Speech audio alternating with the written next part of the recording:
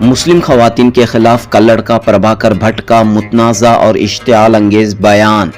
बेंगलुरु में मारूफ समाजी व सियासी शख्सियत सैयद अशरफ ने की मजम्मत और कहा कि कल्लड़ का प्रभाकर भट्ट ने न सिर्फ मुस्लिम खवातीन बल्कि तमाम औरतों की तौहीन की है, लिहाजा नफरत अंगेज और भड़काऊ बयान देने वाले कल्लड़ का प्रभाकर भट्ट के खिलाफ सख्त से सख्त कार्रवाई की जाए।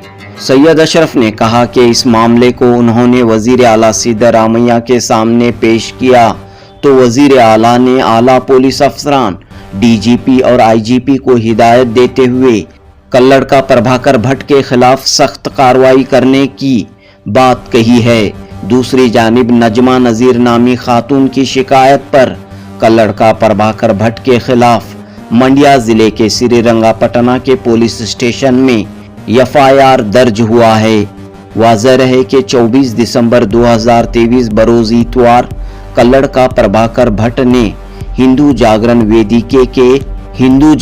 वेदिके के एक प्रोग्राम में मुस्लिम खवातीन के सिलसिले में मुतनाज़ा और इश्तिआल अंगेज बयान दिया है।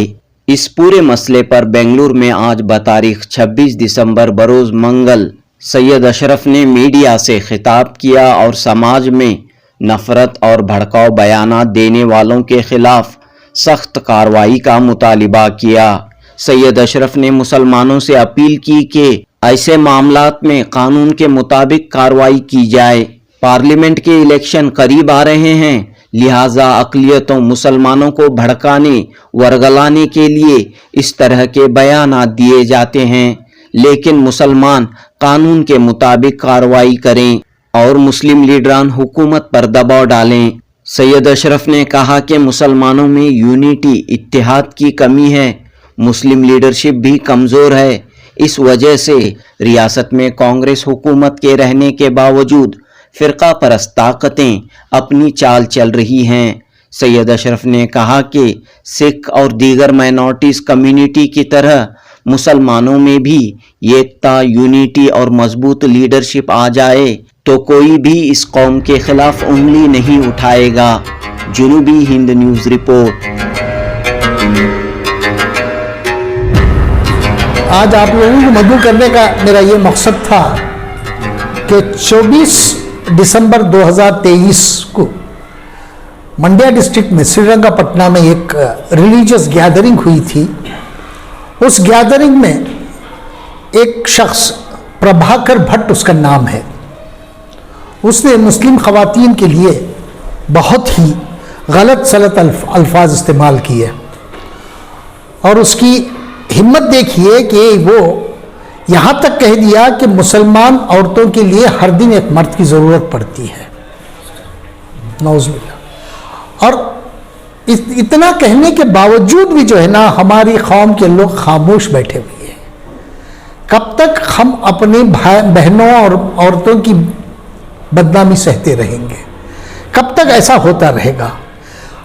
मुसलमान जो है ना, मुसलमानों का एक ये है, मुसलमानों को जो मजहब ये सिखाता है कि सारी औरतों की ये करने का, सारी औरतों की इज्जत करने का, ये इज्जत करने की ताकीद हमें देती है।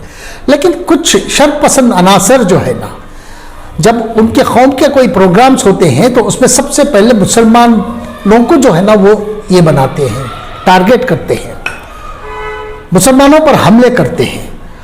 इसके बावजूद भी जो है ना हमारे कौम के लीडर्स जो हुकूमत में हैं या हुकूमत के बाहर भी हैं, जो एमएलएस एमपीस वगैरह हैं, कोई भी जो है ना आवाज़ उठा रही। इन लोगों को आवाज़ उठाना चाहिए, हुकूमत के सामने ले जाना चाहिए और ऐसे अनासिर को सख्त से सख्त सज़ा देना चाहिए। और कब तक हम हमारी बहनों की, हमारी औरतों के, हमारी माँ बहनों की बेइज्जती बर्दाश्त करते रहेंगे? हमने क्या किया है? जो आदमी जिसने भी कहा है, जो प्रभाकर जो भट्ट है, उसकी भी माँ बहनें हैं। ये सिर्फ मुसलमान औरतों की ये नहीं है, बदनामी नहीं है, ये सारे आलम की औरतों की बदनामी है। अब मुसलमान औरतों को टारगेट करने का मतलब यह है कि सारे औरतों को टारगेट करने के बराबर है। और कौन कौन से धर्म को मानता है ये आपको मालूम भी नहीं है। और कोई भी जानता भी नहीं है कि कौन सा धर्म किसके पास है। और ये पूरे औरतों की, आलम की औरतों की बदनामी है। और हमारा जो है ना माशरा खामोश बैठा है। हम लोगों को मिलजुल के इस पर आवाज उठाने की जरूरत है। जब तक हम मिलजुल के आवाज नहीं उठाएंगे, ऐसी बातें होती रहेंगे, ऐसे अनासिर सर उठाते रहेंगे और हमारे ऊपर वो हावी होते जाएंगे। हमारे रहनुमाओं को ये चाहिए कि फौरी तौर पे हुकूमत की नोटिस मिलनी चाहिए और हुकूमत से इसके खिलाफ कार्रवाई की मांग करे और फौरी तौर पर ऐसे अनासिरों को जो है ना, सेक्शंस जो आईपीसी के कई सेक्शंस लगते हैं इसमें, जिसमें बेइज्जती, औरत की बेइज्जती है और औरतों को थ्रेट है, और तीसरा जो है ना औरतों को जो है ना बदनाम किया है, इसके लिए कई आईपीसी के सेक्शन लगते हैं, उनको लगाना चाहिए और ऐसे लोगों को अंदर डालना जरूरी है और डालना चाहिए। देखिए, मुसलमान जो है ना हर मजहब का एहतराम करता है। वो किसी भी मजहब का कोई भी फर्द हो, उसकी इज्जत करने की हमें तलकीन दी जाती है, हम उसकी इज्जत करते हैं। और मुसलमान हर मजहब के रहनुमाओं और उसके लीडरों की भी लीडरों को भी जो है ना, हम लोगों को जो है ना उनकी इज्जत करने की ताकीद की जाती है। हम किसी भी मजहब के खिलाफ अभी तक कुछ बोला नहीं और ना बोलते हैं। हम अपने मजहब के ताल्लुक से सुनते हैं, बोलते हैं, हम अपने इसमें हैं। हम किसी मजहब के खिलाफ कोई भी आवाज़ नहीं उठाते और कुछ भी नहीं कहते उनके। उसके बावजूद भी बाहर के लोग, गैर मजहब के लोग अगर हमें निशाना बनाते रहें तो हम कब तक खामोश रहें? ये खामोश रहने का ये नहीं है। हम जो है ना एहतराम कर रहे हैं और ऐसे जहर उगलने वाले लोगों को जो है ना सरकार फौरी तौर पर इनके खिलाफ कार्रवाई करना चाहिए। सरकार अगर खामोश है तो ये हमारे लिए अच्छी बात नहीं होगी है, क्योंकि सरकार को चाहिए कि ऐसे अनासिर के खिलाफ फौरी तौर पर इनको फौरी तौर पर इनको कानूनी कार्रवाई करके इन लोगों को जो है ना इनकी जगह दिखाना चाहिए। क्योंकि देखिए, आपने जब सरकार जब बनी तो उससे पहले उन्होंने हमें ये दिया था, वादा किया था और बार बार कहते रहे कि हम आपकी पूरी तरह से हिफाजत करेंगे, जानो माल की इज्जत की हिफाजत हम करेंगे, ये उन्होंने हमें आश्वासन दिया था। इसके बावजूद भी जो है ना अगर ऐसा हो रहा है तो आज तक 2 दिन हो गए, सरकार कोई कार्रवाई नहीं करी। सरकार को फौरी तौर पर कार्रवाई करनी चाहिए और हमारे लोग जो अंदर बैठे हैं और बाहर भी जो लोग हैं, एमएलएस वगैरह हैं, उन लोगों को फौरी तौर पर इस इशू को ले जाके मुख्यमंत्री जी की सिद्धरामैया जी से मिलके जो है ना इसके खिलाफ कार्रवाई की मांग करना चाहिए। हम कोई ये नहीं कर रहे हैं, हम तो अपना कॉन्स्टिट्यूशनल राइट मांग रहे हैं। हम किसी के खिलाफ नहीं हैं, ना हम कन्फ्रंटेशन चाहते किसी की तरह से, किसी से। हमारा हक हम चाहते हैं। हमारी जो गारंटी आपने इलेक्शन से पहले हम तमाम को दी थी, उस गारंटी को आप इंप्लीमेंट करें, ये हम चाहते हैं। उससे ज्यादा हम कुछ नहीं चाहते। आपने जो गारंटियां हमें दी है उस गारंटी को इंप्लीमेंट करिएगा। मैं इससे पहले भी आपसे कहा था एक बात, जिस तरह से SC/ST एक्ट है उसी तरह का मुस्लिम प्रोटेक्शन एक्ट भी बनना चाहिए। क्योंकि आज हर कोई उठ के कह देता है कि इनको मुसलमानों को दूसरे देशों में चले जाना चाहिए। हम क्यों जाएं? हम इस देश के वासी हैं। हिंदू, मुस्लिम, सिख, ईसाई सब इस देश के नागरिक हैं। हम क्यों चले जाएं? कोई भी कह देता है चले जाओ चले जाओ, क्यों चले जाएं हम? अब इसके लिए सरकारें खामोश क्यों रहती है? आईन में हमें भी बराबर का हक है, हमारे भी बराबर के हुकूक हैं। हमारे लिए कोई ज्यादा हुकूक नहीं है, किसी और कौम को कम हुकूक नहीं है। सबको बराबरी का दर्जा दिया है आईन में और हमें बराबरी का दर्जा रखते हैं। और बार बार हमसे ये कहते कि चले जाओ चले जाओ, क्यों चले जाएं हम? हमारा ये क्या है? हम भी यहाँ इस देश के वासी हैं और इस जगह पैदा हुए हैं और इस जगह मर जाते हैं। हम दूसरी जगह जाने की सोच भी नहीं सकते और हमें जरूरत भी नहीं है। हम क्यों जाएंगे? हम इस देश के वासी हैं, यही रहेंगे। देखिए, आज जो है ना, जो कुछ भी मामला हुआ है अभी, हमें प्रोवोक करने का मामला है। जो कुछ भी श्रीरंगापट्टनम में जो भट्ट ने जो किया है वो हमें प्रोवोक करने का है। हमें जल्दबाजी से काम लेना नहीं चाहिए, हमें कानून की मदद लेना चाहिए। जल्दबाजी से हम जो है ना किसी के खिलाफ भी जाने की ज़रूरत नहीं है। हमें प्रोवोक किया जा रहा है ताकि हम रिएक्शन दें, हमें रिएक्शन देने की इसमें ज़रूरत नहीं है। हम लोगों को हुकूमत के सामने इस मामले को ले जाना चाहिए और हुकूमत से कहना है कि यह आपका काम है, रोकना आपका काम है, आप इसको रोकेंगे। और हमारे एमएलए एमपीज जितने भी हैं, हमारे मिनिस्टर्स वगैरह, सबको मिलजुल कर इस पर कार्रवाई करना चाहिए। एक दो लोगों से कहने से कुछ नहीं होगा। जब तक कॉन्क्रीट एक आवाज नहीं निकलेगी सबकी, तब तक इस पर एक्शन नहीं होगा। जब तक इस पर एक्शन नहीं होगा, ऐसी चीजें बंद नहीं होगी आइंदा चल के भी। ऐसी चीजें आती ही रहेंगी बार बार बार बार बार बार, और हमको झेलना पड़ेगा। अब उस भट्ट ने यहां तक कह दिया, जो एक लड़की, उसने जो ये थी, उसका नाम क्या था, मुस्कान ने कहा कि मैं दोबारा पढ़ने की ख्वाहिशमंद हूं, मैं दोबारा पढ़ना चाहती हूं। तब उसने इतना कहा, इस भट्ट ने यह भी कह दिया कि अगर उसमें गट्स है तो कॉलेज जाके बताए। इसका क्या मतलब है? इसका क्या मतलब है? सीधे सीधे हमें प्रोवोक किया जा रहा है। अगर गट्स है तो तुम कॉलेज को जाओ, क्या मतलब है? हमें हमारे बच्चियों को पढ़ने से रोका जा रहा है। एक तरफ तो केंद्र सरकार कहती है, सेंट्रल गवर्नमेंट एक तरफ से कहती है कि बेटी पढ़ाओ बेटी बचाओ, और दूसरी तरफ उन्हीं के लोगों के साथ हमारे बच्चों को थ्रेट किया जाता है कि आप पढ़ने की अगर हिम्मत है तो जाके कॉलेज को बताओ। इसका क्या मतलब है? अरे हम बताएंगे, हम भेजेंगे, उस बच्ची की उसकी तालीम को पूरा करवाएंगे। किसी एक के कहने से कुछ नहीं होगा। हम अपनी निगरानी रख के उस बच्ची को पढ़ाएंगे, छोड़ेंगे नहीं। हमें प्रोवोक करने की कोशिश मत करो। हम सब्र से हैं, हम किसी तरह का भी कन्फ्रंटेशन किसी के साथ भी नहीं चाहते, लेकिन अगर हमें मजबूर करेंगे तो हमें भी इसे जो है ना, जो हमारे पास सब्र है, सब्र को छोड़ना पड़ेगा। ये हमें इस बात की ये मत दीजिए, हमें वहां तक हमें पहुंचने का ये मत दीजिएगा, मौका मत दीजिए हमें। हम मौका नहीं चाहते। और सबसे ज्यादा जो है ना, ये इस जो भट्ट ने कहा है, जो प्रभाकर भट्ट ने जो कहा है, उसमें जो है ना कई सेक्युलर हिंदू तंजीमें जो है ना बाहर निकल के आई हैं। आज एक मैं राइटअप देख रहा था एक अखबार में, एक राइटअप में जो है ना बहुत सारी सेक्युलर तंजीमों ने, हिंदू तंजीमों ने, मुसलमानों की बात नहीं कर रहा, मुसलमान आज तक खामोश बैठा है, लेकिन हिंदू तंजीमों ने इसे जो है ना क्रिटिसाइज किया है। उन्होंने कहा कि ये अल्फाज जिसने इस्तेमाल किए हैं वो बहुत ही बेशर्मी की हद उसने पार कर दिया है। ये बहुत ही गलत है। किसी भी औरत को ऐसे अल्फाज इस्तेमाल करने की ये नहीं है, किसी को भी ऐसे अल्फाज इस्तेमाल करना नहीं चाहिए।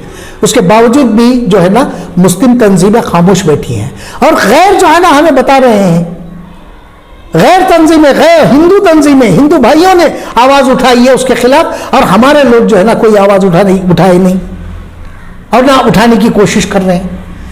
इससे साफ जाहिर है कि हमारे लोग खामोश बैठे हैं। इनको खामोश बैठना नहीं चाहिए। हमें जो है ना कन्फ्रंटेशन की बजाय लीगल वे में जाना चाहिए, और हमें हर जगह जो है ना ऐसे अनासिर के खिलाफ पुलिस में कंप्लेंट करना चाहिए, हुकूमत की नजर में लाना चाहिए, और हर जिले में जाके जो है ना डिप्टी कमिश्नर को एक मेमोरेंडम पेश करना चाहिए कि भाई ये हमारे साथ ऐसा हादसा हो रहे हैं और इसकी रोकथाम करना जो है ना सरकार का काम है। और डिप्टी कमिश्नर जो डिस्ट्रिक्ट मैजिस्ट्रेट भी होता है, फौरी तौर पर इस पर कार्रवाई करने के लिए उसे दबाव उस पर डालना है।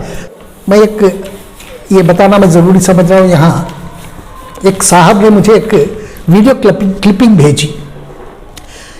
ये जो है ना सुखबीर सिंह बादल, जो डिप्टी चीफ मिनिस्टर थे और केंद्र में मिनिस्टर भी रहे हैं, शिरोमणि अकाली दल के प्रेसिडेंट, सिख कम्युनिटी से ताल्लुक है इनका।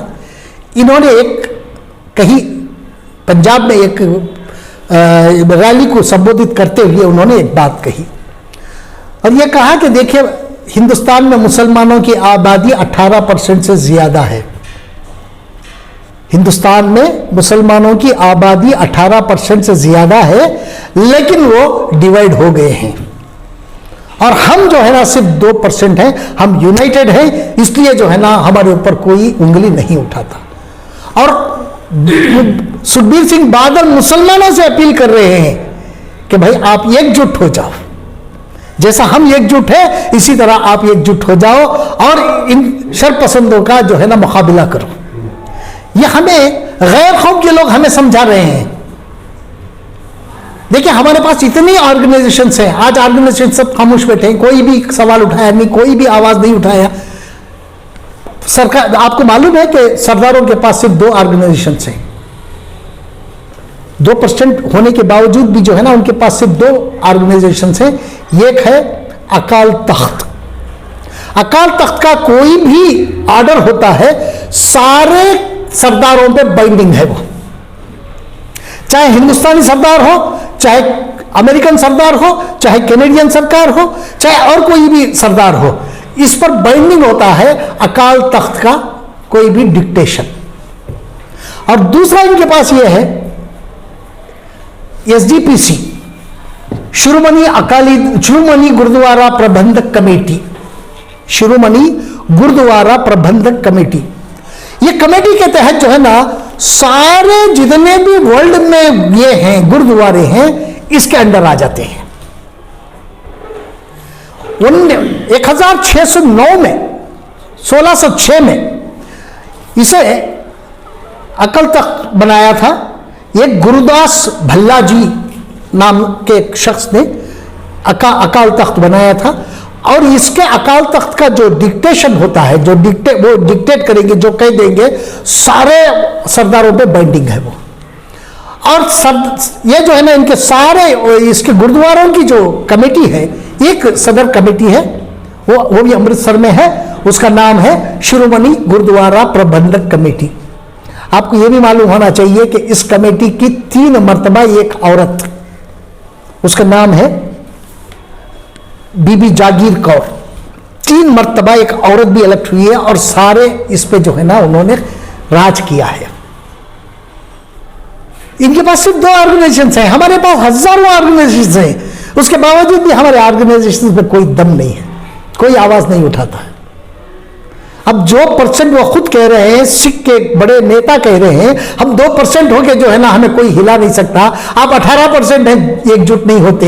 एकजुट होने की वो अपील हमसे कर रहे हैं और हमारे में थोड़ी भी ये नहीं है कि हम लोग एकजुट हो जाएं। जब तक हम एकजुट नहीं होंगे ऐसे अनासिरों का मुकाबला नहीं कर सकेंगे। हमें एकजुट होना है, मिलजुल के काम करना है। 1-2 आवाजें उठने से कोई फर्क नहीं पड़ने वाला है। जब तक हर जगह से आवाज नहीं उठे इसका खात्मा नहीं होगा। मैं तमाम मुसलमान भाइयों से और तमाम जितने भी हमारे ऑर्गेनाइजेशन हैं उनसे मैं अपील करता हूं कि जब कौम मिल्लत का मामला आता है तो एकजुट हो जाओ।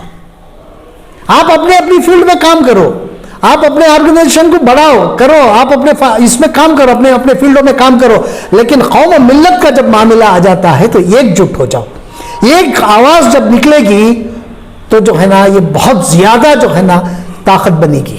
जब तक हम ताकत नहीं बनेंगे, हमारी आवाज को जब तक हम एक नहीं बनाएंगे, हम आगे चलकर कुछ नहीं कर सकते। इसलिए जो है ना इलेक्शन आने जा रहा है, इलेक्शन के टाइम पे ये बहुत प्रोवोकेशन होगा और खासकर मुसलमानों के लिए प्रोवोकेशन होगा। इसलिए जो है ना हम मुसलमानों को चाहिए कि सब्र से हम काम लें। जो भी हमें काम करना है कानूनी कार्रवाई करें, हम लोग कानूनी कार्रवाई के साथ जो है ना हम इसको खत्म करने की कोशिश करें।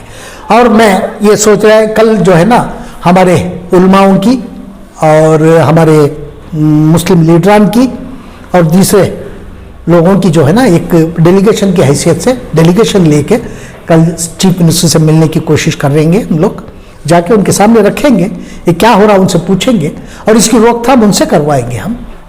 हुकूमत ने इस बात की सबको गारंटी दी है कि हर मजहब की वो हिफाजत करेंगे, हर बाशिंदे की वो हिफाजत करेंगे, चाहे मर्द हो या औरत, किसी की भी हो, वो हिफाजत करने की जिम्मेदारी हुकूमत की है। और हुकूमत से कहेंगे कि वो सोमोटो क्या इस पे जो है ना एक केस फाइल करे और ऐसे फौरी तौर पर इनको अरेस्ट करके जो है ना ऐसे लोगों को आइंदा दूसरे लोगों को ऐसी बात ना करे, इसकी जो है ना बंदोबस्त करने की ये करे। हम चीफ मिनिस्टर से कल जाके मिलेंगे भी। नहीं हो रहा है, नफरत फैलाने वालों को खुली छूट दी गई है, ऐसा महसूस हो रहा है। नहीं, इसलिए तो मैं ये कहा कि हमें हुकूमत से रुजू होना चाहिए, हमको उनके वादे याद दिलाना चाहिए। देखिए जो भी वादे इन्होंने करके गए हैं ना, हमारे लोगों की यही गलती होती है के जो है ना चार दीवारी में बैठ के जो है ना दो चार वादे कर लेते हैं ये, लेकिन खुले आम इनको बिठा के सबके सामने करना चाहिए। अगर हुकूमत ने हमें ये वादे किए हैं हमारा प्रोटेक्शन करेंगे, हमारी कौम की हिफाजत करेंगे, हमारी जायदाद की हिफाजत करेंगे, हमारी इज्जत और आबरू की हिफाजत करेंगे, तो ये हुकूमत का फर्ज बनता है। जब तक हम जाके हुकूमत से रुजू नहीं करेंगे, हुकूमत कोई काम नहीं करेगी। जब तक आप उनको कहेंगे नहीं, उन पर प्रेशर नहीं डालेंगे, वो क्यों करेंगे? अभी हाल ही में जो नाबीना का ये हुआ था, जब जाके हुकूमत पे दबाव डाला तब तो कार्रवाई हुई, उन लोगों के अरेस्ट हुए, उन पर कार्रवाई, आज भी वो जेल में है। इससे पहले जो है ना इस वाला मामला, अर्शी करे वाला मामला हुआ था, बच्चों को मारा गया था वैर से, तब भी जब जाके हम लोगों ने उन पर ये किया, दबाव डाला, तो तब कार्रवाई हुई। आज भी वो टीचर सस्पेंड है। वो कंडक्टर जिसने मुसलमान औरतों के साथ बदतमीजी किया था, वो भी आज तक सस्पेंड है। जब तक आप जाके हुकूमत से ये नहीं करेंगे, जब तक कंप्लेन नहीं करेंगे, हुकूमत को बताएंगे नहीं, हुकूमत कोई काम करेगी नहीं। हुकूमत के पास और दूसरे काम भी बहुत है। जब उसकी नोटिस में आएगी तभी तो एक्शन लेगी ना। हम लोगों को जाना चाहिए और उसकी नोटिस में लाना चाहिए। अगर वो कार्रवाई नहीं करती तो तब सोचा जाएगा क्या करना है, आगे कैसे बढ़ना है।